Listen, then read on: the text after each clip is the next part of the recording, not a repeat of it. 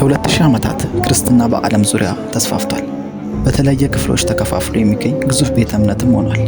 በዚህ ፕሮግራማችን ከጥንት ጀምሮ ከኢዛና ዘመነ መንግስት በኢትዮጵያ የተቆረቆረችውን ክርስትና በተለይም የኦርቶዶክስ ቤተክርስቲያንን ታሪክ፣ ትውፊትና እንዴት እስካሁን ድረስ ከጠላት አምልጣ እንደቆየች አሁንም ከእሳት አረንቋ ውስጥ ሆና እንዴት እንዳለመለመች እናሳያችኋለን።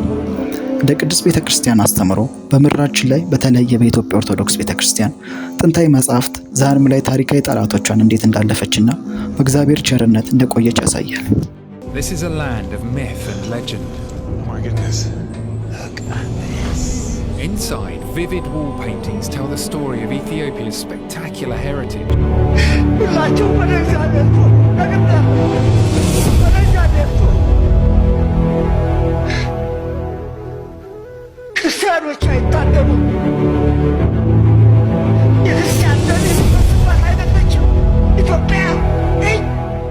Christians in Ethiopia continue to face persecution. The latest attack happened on November 3rd. Okay, so we are at the generation where Orthodox Christians in a specific can now worship their God or follow or practice their own religion by their own way. Pain of RC cannot be ignored. The innocent Orthodox life is truly taken. We stand with those with them and every innocent life lost. መገነ አርሲ የኢትዮጵያ ውብ ከተማ፣ የሁሉም ማረፊያ፣ የደግ የለፍቶ አዳሪዎች መኖሪያ፣ ታሪካዊና ለምለም ታሪክ ያላት ከተማ፣ በልቶ የማይሰለቻቸው ነዋሪዎች ያሉባት የኢትዮጵያና የኦሮሚያ መዳረሻ። ምን ነው ሊሉብሽ ቀድመሽ ደም አፈሰሽ፣ ልጆችሽ ተሰደው አንቺም ሌጣ መሬት ሆንሽ።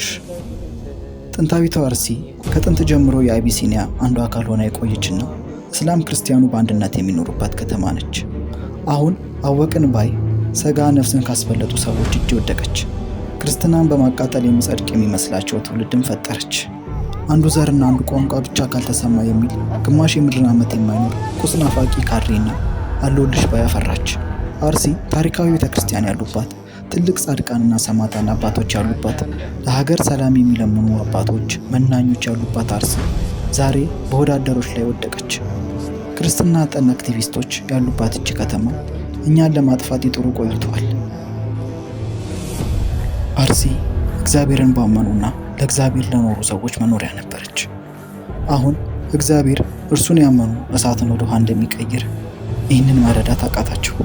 ትውልድ ሊታዘባቸው መጥፎ አሻራም ጥለው ሊያልፉ ችለዋል። እኛ ኦርቶዶክሶች ቃል ኪዳን በተገባልን ከተማ ሳንደርስ ያለ እርሱ ፍቃድ ምንም አንሆንምና ዛሬም እንዳምነው እንደ ጥንቱ አብበን አንድነት አሸብርቀን እንኖራለን። አንቀሰ ብርሃን ውዳሴ ወገናይ ለእመ አዶናይ ቅድስት ወበጽዕት ስብሐት ወበረክት ክብርት ወልዕልት።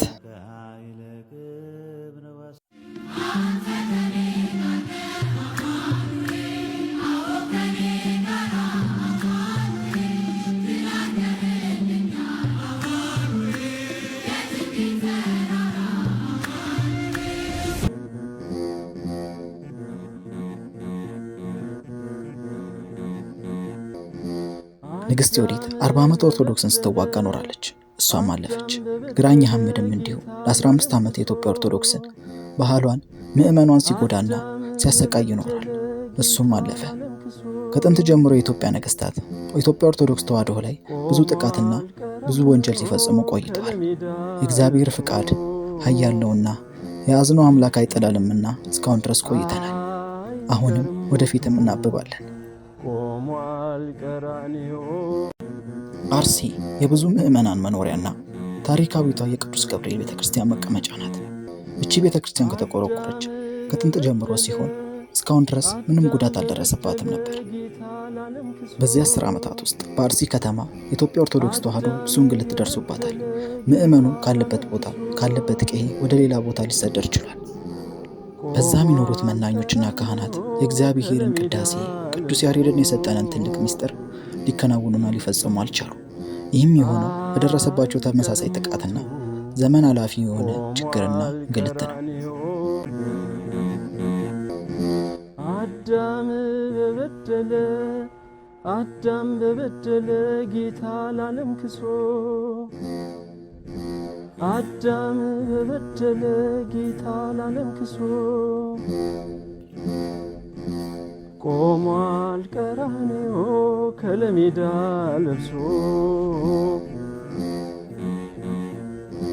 አይቀርም ሞቱ ቆሟል ቀራንዮ። ከእግዚአብሔር ከመኖር ብዙ ፈተና አለውና ይኸውን በዚህ ዘመን ብዙ ዋጋዎችንና ብዙ ችግሮችን የኢትዮጵያ ኦርቶዶክስ ተዋሕዶ ስታልፍና ስትቋቋም ኖራለች። በጥንት ክፍለ ዘመን በአርሲ ከተማ የተለያዩ አባቶችና የጎሳ መሪዎች በኢትዮጵያ ኦርቶዶክስ ተዋሕዶ ላይ ምንም ጥቃት ፈጽመው ያውቁ። አሁን ይህ አዲስ የሆነው እንግዳና ይህ አዲስ የሆነ ጥቃት በኢትዮጵያ ኦርቶዶክስ ተዋሕዶ መናኝ ምእመኑና ካህናት ላይ ሲደራረብ ቆየ። ባሳለፍነው ወራት ምእመኑ ካለበት ከተማ ወደ ሌላ ከተማም እንዳይሸሸግም ተደርጓል። የሚሆነው በዛ በሚኖሩ ታጣቂዎች በደረሰበት እንግልት እና ብዙ የሆነ የህይወት ፈተና ነው።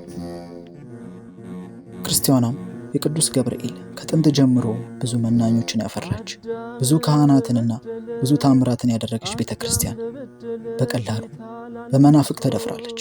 ይህም በእነዚህ 3 ወራት ቤተክርስቲያኗ ሙሉ ለሙሉ ወድማ በደጋግ ኢትዮጵያኖችና በኦርቶዶክስ ተዋሕዶ ጽላቷ ወደ ሌላ ቦታ ሊሸሽ ችሏል። ቆሟል ቀራንዮ ከለሜዳ ለብሶ አይቀርም ሞቱ ቆሟል ቀራንዮ። በአርሲ ሕይወታቸውን ያጡ የዘመናችን ሰማዕታት የቅድስት አርሴማ ምሳሌ ናቸውና ክብር ምስጋና ይገባቸዋል። የእነሱን በረከት እንዲያድርብን ኢየሱስ ክርስቶስም ለዚህ እንዲያበቃን እንለምናለን። በአርሲ ክፍለ ከተማ በአርሲ ዞን ብዙ ችግሮችን ያለፈች ሲሆን በአሁኗ ግን አዲስ እንግዳና ተሰምቶም የማይታወቅ ነው። ቆሟል ቀራንዮ ከለሜዳ ለብሶ አይቀርም ሞቱ ቆሟል ቀራንዮ። በወገን መደፈር ሞት ነውና በራሳቸው ወንድም የደረሰባቸውን የመናኞች እግዚአብሔር ያውቃል ብለው ግማሾቹ ሲሰደዱ፣ ግማሾቹ ግን እቺን ቤተክርስቲያን እንጠብቃለን ብለው ሕይወታቸው አጥተዋል። በአርሲ ክፍለ ከተማ የቅዱስ ገብርኤል ቤተክርስቲያን ብዙ ሰማዕታትን ብዙ እንግልቶችን ያሳለፈች ቤተክርስቲያን ናት።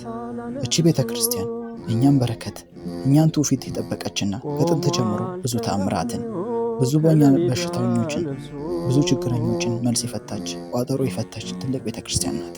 አይቀርም ሞቱ ቆሟል ቀራንዮ። በዚህ ብቻ ያላበቃው የአርሲ ጥቃት በዝቋላ አቦ፣ በወለጋ እና በተለያዩ የኢትዮጵያ ክፍሎች የኢትዮጵያ ኦርቶዶክስ ቤተክርስቲያን ላይ ጥቃት ሲደርስ ቆይቷል።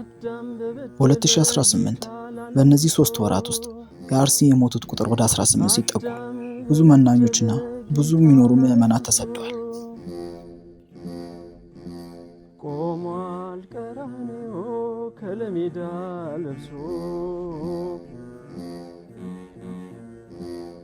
አይቀርም ሞቱ ቆሟል ቀራንዮ። በቀጣይ ክፍል እቺ ቤተክርስቲያን ያለችበትን ሁኔታና ምዕመኑ እስካሁን ድረስ የሚደርስበትን እንግልት ከተለያዩ ቃለ መጠይቆችና ቪዲዮዎች ጋር እናቀርብላችኋለን። የኢየሱስ ክርስቶስ፣ የቅድስት ድንግል ማርያም፣ የመላእክታት፣ የሰማዕታት፣ የሐዋርያት በረከት፣ ጥበቃ፣ ረድኤት አይለየን ዛሬም ዘውትርም ለዘላለሙ አሜን። ቆሟል ቀራንዮ ከለሜዳ ለብሶ አይቀርም ሞቱ ቆሟል